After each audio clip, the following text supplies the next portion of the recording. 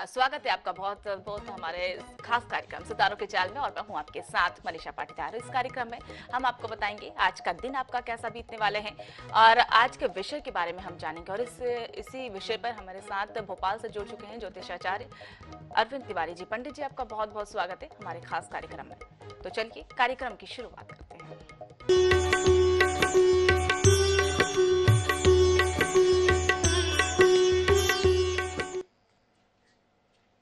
तो कार्यक्रम की शुरुआत आज के पंचांग और गोचर से करते हैं। आचार्य जी, आज का गोचर और पंचांग क्या कहता है?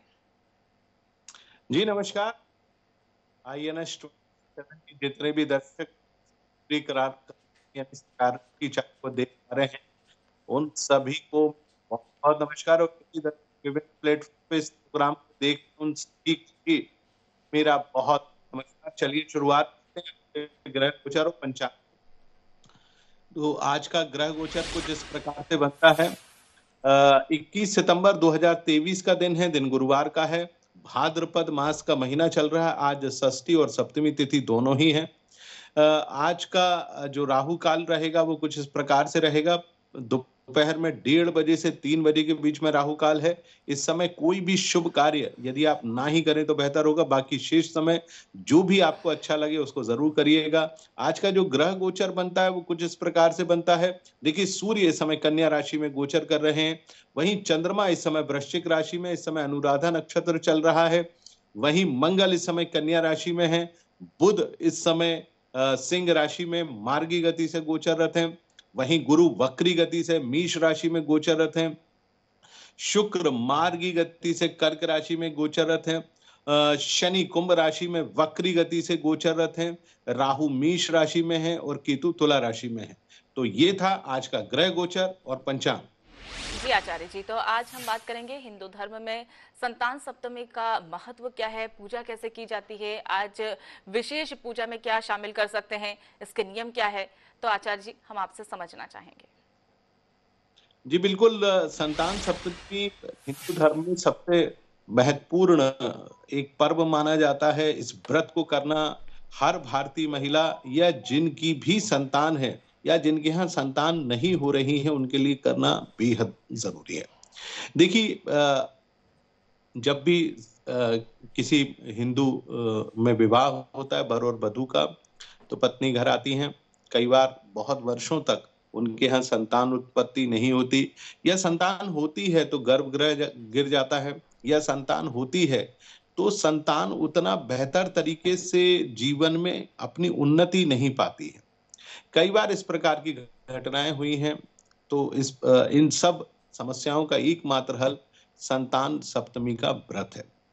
और आप देखिए कि ये व्रत का जो संयोग है 150 सालों के बाद आ रहा है।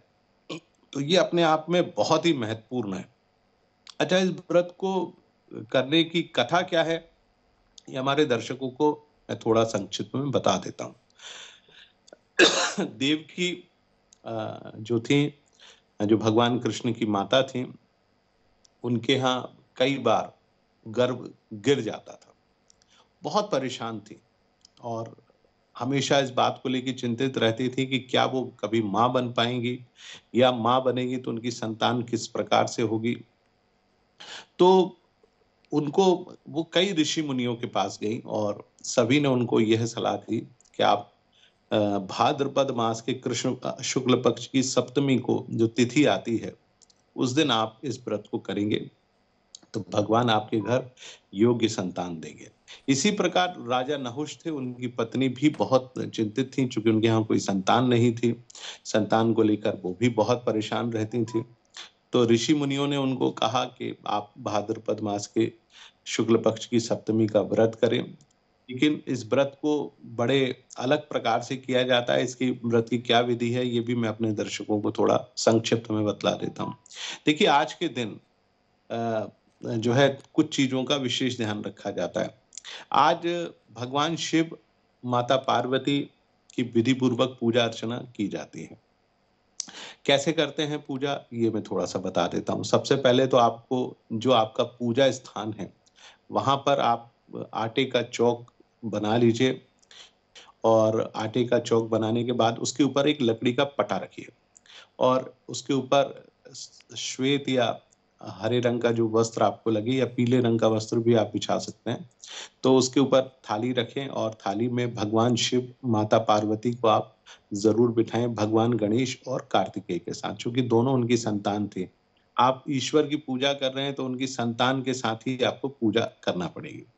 अच्छा, आज के दिन क्या होता है कि एक धागा बनाया जाता है, माने लगभग 7, एक धागे में 7 गठान बांधी जाती हैं या 7 डोरे भी आप ले सकते हैं। इसके अलावा बाजार में आजकल चांदी की चूड़ियां मिल जाती हैं जिन पे 7 प्रकार के वो लगे रहते हैं धारियां, तो आप वो भी ला सकते हैं। जो लोग बहुत संपन्न हैं वो सोने की चूड़ियां भी ला सकते हैं। तो सोने या चांदी की चूड़ियां हमेशा इसमें रखी जाती हैं ताकि संतान की उन्नति हो सके। आज के दिन 7 पुए बनाए जाते हैं, मीठे माने गुड़ के पुए बनाए जाते हैं। अच्छा, इस व्रत को दोपहर तक जरूर भगवान शिव की पूजा अर्चना करके हमको संपूर्ण कर लेना चाहिए, ताकि हम जो है अपने संतान, चाहे वो बिटिया हो या बेटा हो, जो भी हो, उसकी लंबी आयु की कामना कर सके और उसकी तरक्की के लिए हम ईश्वर से प्रार्थना करें, भगवान शिव की विधि पूर्वक पूजा अर्चना करें। मैं हमेशा बताता हूं कि पंचोपचार से पूजा अर्चना की जाती। पंचोपचार का तात्पर्य होता है दूध, दही, घी, शहद और शक्कर। ये आप जरूर पूजा में रखें। आज के दिन भगवान को बिल्व पत्र भी चढ़ाया जाता है, तो पुए के साथ साथ आप बिल्व पत्र की भी व्यवस्था जरूर रखें। अच्छा, इसके साथ साथ जो सबसे महत्वपूर्ण चीज है भगवान को भोग लगाने की, पुए के साथ साथ, क्योंकि आज जो है नमक का भोग नहीं लगाया जाता, मीठा ही ये व्रत होता है। व्रत करने के उपरांत आप जो भी महिलाएं हैं वो पुए दही के साथ उसका सेवन कर सकती हैं और भगवान को भी आज दही का भोग अलग से लगाया जाता है। तो इस प्रकार आप विधि पूर्वक पूजा अर्चना करें। अपनी संतान की उत्पत्ति, उनके, यदि आपके यहाँ संतान है, उनकी उन्नति और तरक्की के लिए जरूर आज आप ये व्रत करें। इस व्रत को सुबह प्रातः काल ही पारायण कर लेना चाहिए, या जिन्होंने अभी नहीं किया है, हमारे इस प्रोग्राम को सुन रहे हैं, तो जरूर इस व्रत को करेंगे तो निसंदेह लाभ होगा। जी आचार्य जी, तो आपके द्वारा बताया गया है कि व्रत का महत्व क्या है, पूजा में कौन कौन सी चीजें शामिल की जाती है। और इसी बीच हमारे साथ कॉलर जुड़ गए हैं बैकुंठपुर से, ऋषभ। ऋषभ, आपका बहुत बहुत स्वागत है हमारे खास कार्यक्रम सितारों की चाल में। सवाल पूछने से पहले जन्म की तारीख, समय और स्थान बता दीजिए। 17/11/92। 17/11/92, रात के 12:30 बजे। रात के 12:30 बजे। बैकुंठपुर। बैकुंठपुर जी, सवाल पूछिए। यही संतान के बारे में पूछना था। इसका 3-4 साल से कई नौकरी आई और चली गई, अभी 2-3 महीना से फिर नौकरी इसकी चली गई, तो क्या मिलेगी या इसका भविष्य कैसा है, बात स्थायी तो आएगा कि नहीं नौकरी में? जी, नौकरी के विषय में पंडित जी जानना है कि नौकरी मिलेगी या नहीं मिलेगी। चलिए, जो हमारे दर्शक बैकुंठपुर से, कुंडली कुछ इस प्रकार से बनती है। सिंह लग्न और कर्क राशि की कुंडली है। जन्म का जो नक्षत्र है वो अश्लेषा है। वर्तमान में इस समय आपके बेटे के ऊपर शनि का अशुभ ढैया चल रहा है, और दूसरा राहु भी 31-30 अक्टूबर के बाद परेशान करने आगे आ रहे हैं। शुक्र में शनि का प्रत्यांतर है, ये प्रारंभ हुआ है 24 फरवरी 2023 से और ये चलेगा 26/4/2026 तक। शनि की उपदशा भी है, शनि का ढैया भी है, तो शनि के चलते थोड़ी सी मुश्किल होगी वापस अपने कार्य क्षेत्र में आगे बढ़ने के लिए। तो मेरा मानना है कि आप अपने संतान को एक उपाय जरूर करें। एक तो शनि के से जुड़ा उपाय करें, यानी सुबह प्रातः काल या सायं काल, जब सूर्य ना हो, या तो सूर्योदय से पहले या सूर्यास्त के बाद, किसी भी पीपल के पेड़ के नीचे तेल का दीपक जरूर रखवाइए। भगवान को एक पीला पुष्प जरूर, पीपल देव को जरूर एक पुष्प चढ़ाइए।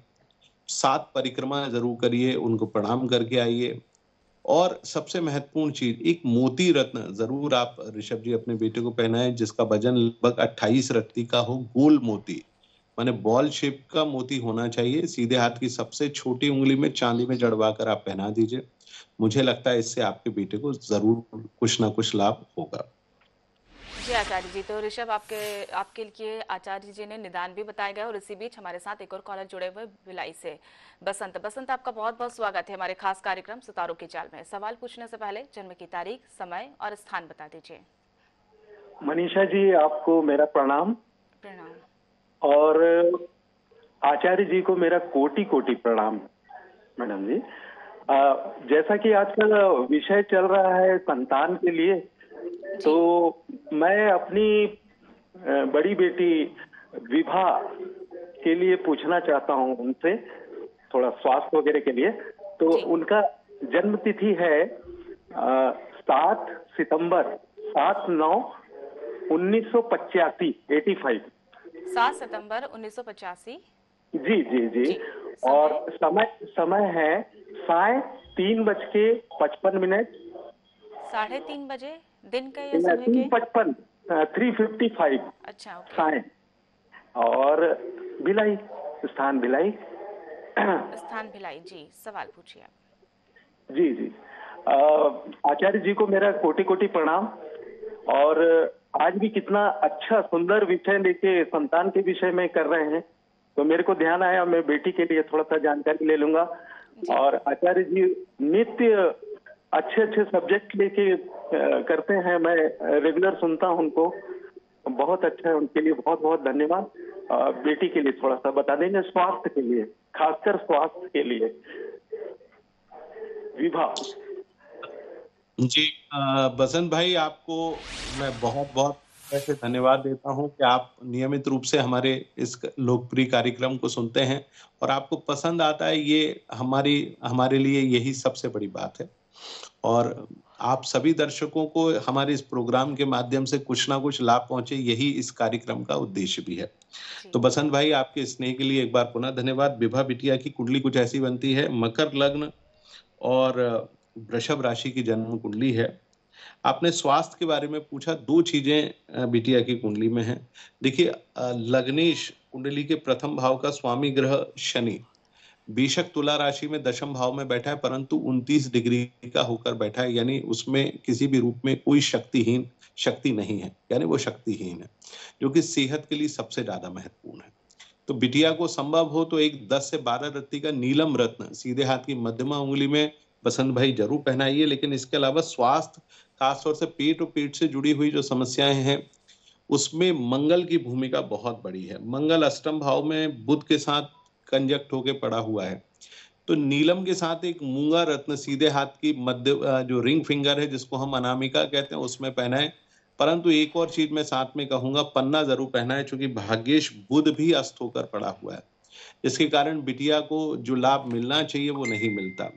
तो मैंने 3 उपाय आपको बताए हैं बसंत भाई। सबसे पहला, नीलम सीधे हाथ की मध्यमा उंगली में 10 से 12 रत्ती का, सीधे हाथ की तीसरी उंगली यानी अनामिका में तांबे या चांदी में जड़वाकर देसी मूंगा जिसका वजन 10 से 12 रत्ती का हो। वहीं पन्ना रत्न सीधे हाथ की सबसे छोटी उंगली में 12 रत्ती का हो, अष्ट धातु में पहनवा दीजिए। इसके बाद आप स्वयं बताइएगा कि विभा बिटिया को कैसा लगा। जरूर मैं जानने का इच्छुक अवश्य रहूंगा। जी आचार्य जी, तो बसंत जी, आपकी बेटी के स्वास्थ्य के बारे में आचार्य जी के द्वारा बताया गया, उपाय भी उनके द्वारा बताए गए, आप ये उपाय जरूर करिए और बेटी का स्वास्थ्य जो है वो जल्द से ठीक होगा। और इसी बीच हमारे साथ एक और कॉलर जो है वो हमारे साथ जुड़ गए टीकमगढ़ से। आपका बहुत बहुत स्वागत है राकेश। सवाल पूछने से पहले जन्म की तारीख, समय और स्थान बता दीजिए। जी मैडम जी, पंडित जी को प्रणाम। मेरी बेटी का जन्म 8 दिसंबर 1993। 8 दिसंबर 1993। हाँ, स्थान नवाड़ी टीकमगढ़ जिला में आता है। नवाड़ी अब तो नया जिला हो गया। जी जी। 2 बजे से लेके मैडम 1:30 से 3 बजे के बीच में है। उसका सही एग्जैक्ट समय नहीं उसका नोट कर पाए उस समय।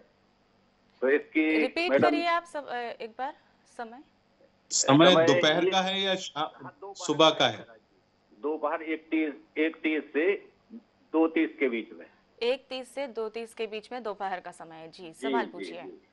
इसकी महाराज जी, इसकी गुरु की महादशा कब प्रारंभ होगी, इसकी शादी के योग कब बन रहे हैं, और नौकरी का 3 चीजें इसकी पूछ रहा थी आपसे। जी जी आचार्य जी, उनको जानना है कि बेटी की शादी कब होगी और शादी के योग कब बन रहे हैं।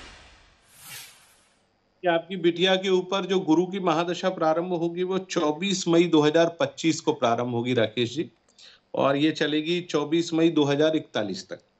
आपकी बिटिया की कुंडली बनती है मीन लग्न और कन्या राशि की। हस्त नक्षत्र के दूसरे चरण में राकेश भाई इनका जन्म हुआ है। आपने नौकरी के बारे में पूछा, नौकरी कब लगेगी। तो अभी कन्या राशि थोड़ी सी परेशान चल रही है, क्योंकि गुरु अष्टम भाव में है, मीन लग्न की कुंडली है, तो अभी गुरु ठीक नहीं है। गुरु ही प्रमुख ग्रह है आपकी बिटिया की कुंडली का, और गुरु जन्म कुंडली के अष्टम भाव में यानी तुला राशि में बैठा हुआ है। तो एक पुखराज रत्न अपनी बिटिया को जरूर पहनाइएगा। सीधे हाथ की जो पहली उंगली, जिसको तर्जनी कहते हैं, सोने चांदी या अष्टधातु में जड़वाकर गुरुवार के दिन दोपहर 12 से 1 बजे के बीच में आप पहना दीजिए। लगभग 10 से 12 रत्ती का रत्न होना चाहिए राकेश जी, तो जरूर बिटिया को पहनाइए, इससे बिटिया को बहुत लाभ होगा। जी आचार्य जी, तो इसी बीच हमारे साथ एक और कॉलर जुड़ गए हैं भरतपुर से, राकेश चंद्र। राकेश चंद्र, बहुत बहुत स्वागत है हमारे खास कर, माफ कीजिएगा, कैलाश चंद्र हमारे साथ जुड़े हुए। कैलाश चंद्र, आपका बहुत बहुत स्वागत है हमारे खास कार्यक्रम सितारों की चाल में। सवाल पूछने से पहले जन्म की तारीख, समय और स्थान बता दीजिए। आचार्य जी को प्रणाम। जी प्रणाम कैलाश भाई।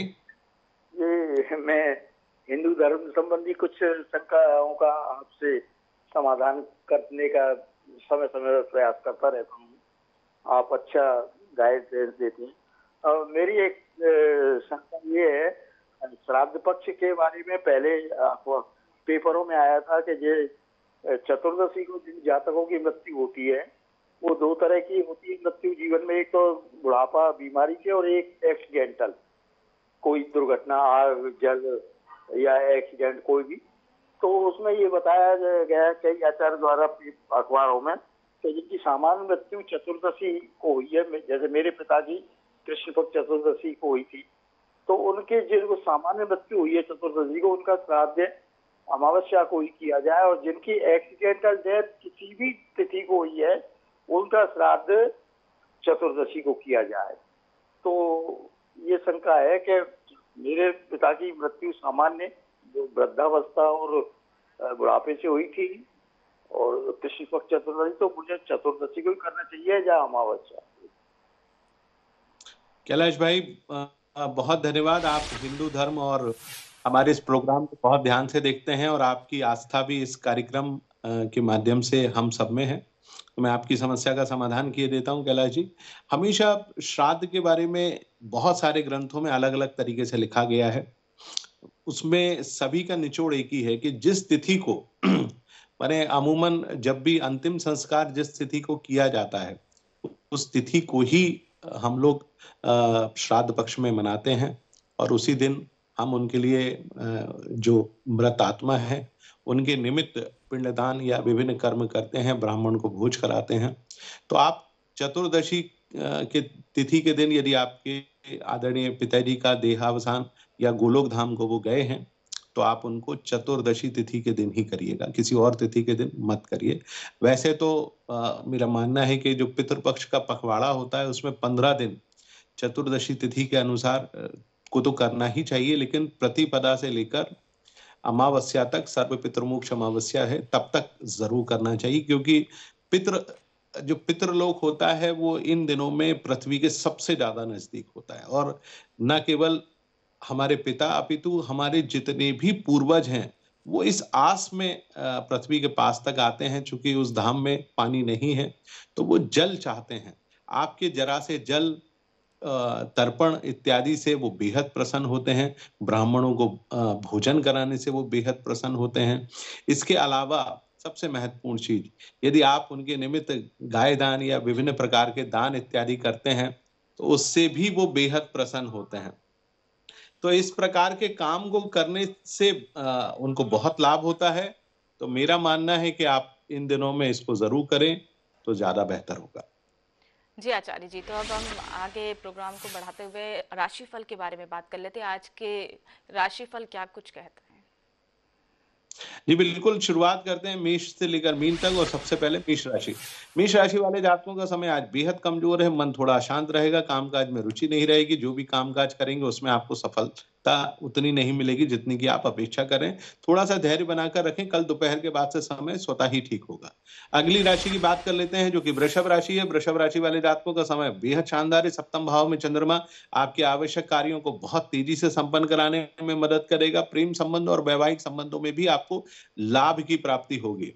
अगली राशि की बात कर लेते हैं जो कि मिथुन राशि है। मिथुन राशि वाले जातकों का समय आज पूरी तरह से आपके पक्ष में आ चुका है। मन प्रसन्न रहेगा, कामकाज में रुचि बढ़ेगी, प्रेम संबंध वैवाहिक संबंधों में लाभ मिलेगा और विरोधी पक्ष शांत बना रहेगा। अगली राशि की बात कर लेते हैं जो कि कर्क राशि है। कर्क राशि वाले जातकों का समय आज से सामान्य होने जा रहा है। तनाव में कमी आएगी, मन प्रसन्न रहेगा। शिक्षा प्रतियोगिता और शासकीय कार्यों में यदि आप रुचि है या काम करना चाहते हैं तो उसमें जरूर सफलता प्राप्त होगी। अगली राशि की बात कर लेते हैं जो कि सिंह राशि है। सिंह राशि वाले जातकों का समय आज बिल्कुल ठीक नहीं है।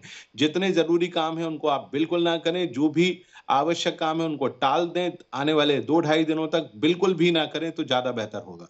अगली राशि की बात कर लेते हैं जो कन्या राशि है। कन्या राशि वाले जातकों का समय अभी आपके पक्ष का बना हुआ है। सलाह यही है, पराक्रम भाव का चंद्रमा है जो आने वाले 2 दिनों तक रहेगा। जितने भी आप आवश्यक कार्य उनको तेजी से संपन्न कर लें। वैवाहिक जीवन और प्रेम संबंधों में जरूर लाभ की प्राप्ति होगी। अगली राशि यानी तुला राशि की बात कर लेते हैं। तुला राशि वाले जातकों के सितारे आज बेहद मजबूती से आपका साथ देने जा रहे हैं। जितने भी आपके आवश्यक काम है उनको योजना बनाकर करें। ये आने वाले दिन आपके लिए बेहद शानदार है। विरोधी पक्ष कमजोर बना रहेगा। अगली राशि की बात करते हैं जो कि वृश्चिक राशि है। वृश्चिक राशि वाले जातकों का समय आज से सामान्य होने जा रहा है। चंद्रमा अब आपकी राशि में भ्रमण करेगा। तनाव मुक्त होंगे, मन प्रसन्न रहेगा, कामकाज में रुचि बढ़ेगी। आवश्यक कार्यों को योजनाबद्ध तरीके से जरूर करें।